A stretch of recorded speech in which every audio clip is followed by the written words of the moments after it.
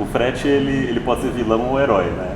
E muita gente ainda tem essa percepção de que frete é o vilão, mas a maioria das pessoas que tem essa percepção que frete é realmente o vilão do e-commerce, do varejo digital, porque ainda não olhou o frete como estratégia, né? Então, os varejistas olham, por exemplo, o marketing como uma estratégia, precificação, parcelamento, layout, várias coisas como estratégia. Mas a maioria, o que a gente tem sentido é que a maioria só ativa PAC e SEDEX do correio e acha que está legal. E aí, de fato, nesse momento o frete começa a ser o vilão do varejo virtual, né, do varejo online. E o que as pessoas precisam entender? Que o frete é estratégia igualzinho o marketing, igualzinho o preço, igualzinho o layout, né? Dado o Brasil, que é gigantesco, um dos maiores países do mundo, você precisa diversificar o seu frete. Então, dá um exemplo, uma transportadora que entrega de São Paulo para o Maranhão, talvez não seja a mesma que entregue de São Paulo para o sul do Brasil.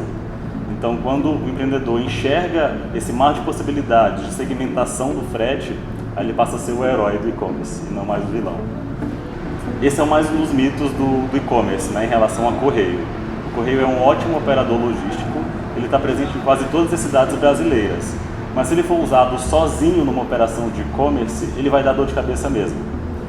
O legal de uma operação de e-commerce é que você utilize diversos operadores logísticos.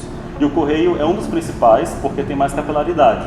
Mas que o empreendedor consiga conjugar ao mesmo tempo correio e mais operadores logísticos para ter uma complementariedade.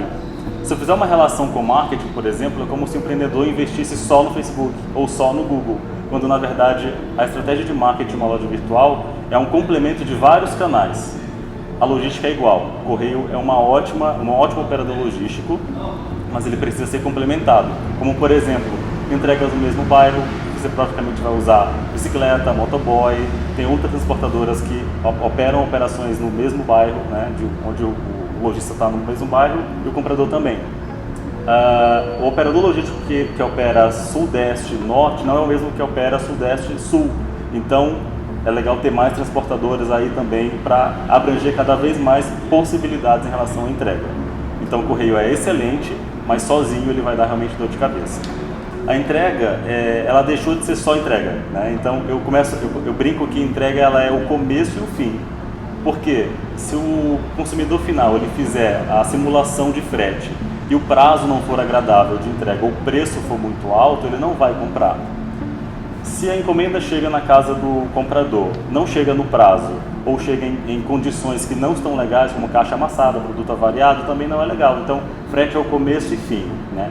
Se o empreendedor puder surpreender nesses dois lados, que é ter um frete barato e ter mais possibilidades de entrega. Então, por exemplo, eu sou tão ansioso quando 6 meses, então assim, eu quero comprar às vezes um produto que chegue no dia seguinte, e a loja que me dá essa opção de chegar no dia seguinte é fantástico.